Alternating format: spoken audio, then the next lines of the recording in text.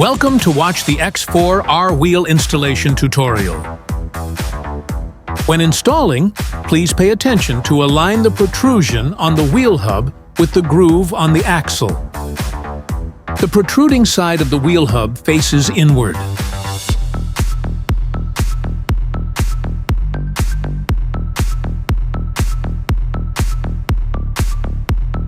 We need a spacer here.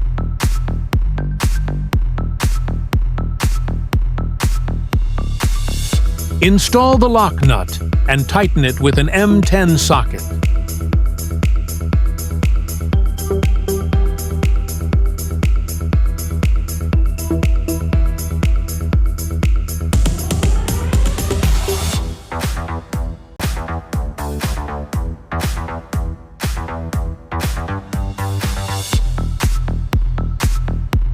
If you want to lock the wheel hub more securely, you can use a locking pin, insert it into the notch on the axle, and then separate the pin head.